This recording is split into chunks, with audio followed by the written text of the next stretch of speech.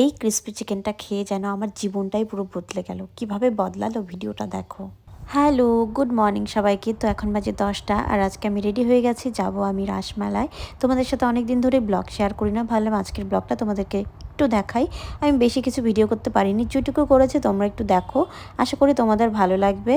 আর এমন একটা মেলায় যাচ্ছি যে মেলা আমাদের উত্তরবঙ্গের ঐতিহ্যবাহী মেলা, রাসমেলা। আমি নামার পরে আমার এত মাথা ব্যথা করছিল, কি বলবো, এত রোদ। দিনের বেলা কে বা মেলায় যায়, কিন্তু কিছু করার নেই, যেহেতু আমার বাড়ির থেকে মেলাটা অনেক দূরে। তো রাতের বেলা তো যাওয়া যাবে না, দিনের বেলা গিয়েই কিন্তু ব্যাক করতে হবে।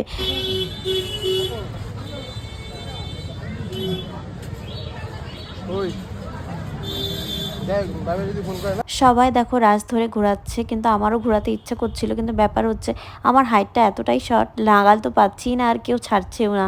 তো তারপরে অনেক বহু কষ্টে একজন মনে হয় ছাড়লো, তারপরে আমি ঘোরানোর চেষ্টা করলাম। তাও দেখি আমি যেই ধরলাম অমনি সবাই ছেড়ে দিল। তারপরে তো আমি রাস ঘোরাতেই পাচ্ছি না, যেহেতু অনেকটা ভারী, আমার আর কোলাচ্ছেই না যে এটাকে আমি ঘোরাতে পারবো। তারপর দেখি তাও একজন এসে ধরলো, তারপর আমি কিছুটা ঘোরালাম। তো যাই হোক, রাসটা ঘোরাতে বেশ ভালোই লাগলো। প্রণাম করে ওখান থেকে বেরিয়ে আসলাম। এই দিকে দেখো ছোট বড় সব স্টুডেন্টরা তাদের হাতের কাজ করেছে, এত সুন্দর এত সুন্দর, মানে তাদের মতো করে আমি জাস্ট দেখছিলাম ভালো করে যে হাতের কাজও এত সুন্দর হয়, বাপরে বাপ, নিখুঁত কাজ পুরো। আর দেখো রাসবিহারী মন্দিরে এত রোদ ভিড়, মানে আমার মাথা রীতিমতো ব্যথা করছিলাম যে কি করব, মানে আমার তখন কান্না পাচ্ছিল যে আমি কেন এসেছি মেলায়। মানে এত দূর জার্নি করার পরে না, মানে আমার শরীরটা আর দিচ্ছিলই না। তারপরে যাই হোক, আমরা চললাম একটু মেলার ভিতরের দিকগুলো দেখার জন্য। এই যে দেখো লাবুবু পুতুল, লাবুবু পুতুল দেখলেই আমার ভয় লাগে, কারণ অনেকের মুখে শুনেছি নেগেটিভিটি আসে নাকি, না লাবুবু পুতুল থেকে নেগেটিভিটি আসে। তো সেগুলো শুনে ভয় লাগছিল, আমি তো নেব না, আমি জাস্ট দেখছিলাম। 200 টাকা করে এক একটা লাবুবু, মানে এক একটা লাবুবু। এদিকে দেখো প্রচুর লাবুবু গাছেও ঝুলিয়ে রেখেছে ওরা লাবুবুগুলোকে। যাই হোক, বাচ্চারা দেখলে ভীষণ খুশি হয়, তবে আমার ভয় লাগে।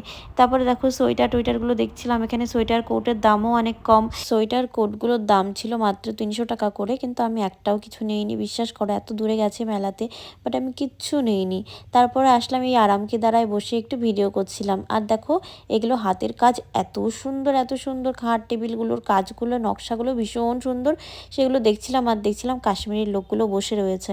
আমি ভাবছিলাম কাশ্মীরের থেকে নিয়ে এসছে নাকি, ভগবান জানে। যাই হোক, তারপরে দেখো এই যে পাটিসাপটার দোকানে আসছি, পাটিসাপটার ক্ষীরের পাটিসাপটা ছিল, নারকেলের পাটিসাপটা ছিল। আমার এত গরমে না এই গরম গরম পিঠাও খেতে মন চাইছিল না। আমি ওই এক কামড় পিঠে দিয়ে চলে আসলাম এই শশার দোকানে। শশাটা দেখে কেন জানি আমার খুব খেতে মন চাইছিল, আর খাওয়াতে আমার কাছে যেন অমৃত লাগছিল, মনে হচ্ছিল এই গরমে আমি সত্যি একটা খাবার পেয়েছি। তৃপ্তি করে খাচ্ছিলাম এই শশাটা। তারপরে এগুলো দেখে দাম করছিলাম, এক একটার দাম 1500, 3000, 4000 চায়। আমি বললাম না থাক, নেবো না। এই মেলাতে বিভিন্ন জায়গার থেকে দোকান আসে, তো বিভিন্ন জায়গার খাবার থাকে। তো আমি ভাবলাম একটু রসমালাইটা, এই দোকানের রসমালাইটা একটু টেস্ট করি। বিশ্বাস করো, সন্দেশ রসমালাই পুরো অথেন্টিক, পিওর, পুরো ভীষণ টেস্ট খাইতে। তারপর গেছিলাম এই ক্রিস্পি চিকেন, তার সাথে থামস আপের এই কম্বোটা খেতে, যার দাম ছিল 80 টাকা মাত্র।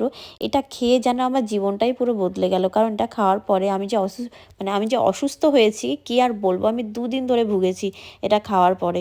আমি কিচ্ছু খেতে পারিনি নেক্সট, তারপরে আমি আর ভিডিও করতে পারিনি। যাই হোক, ভিডিওটা ভালো লাগলে কমেন্ট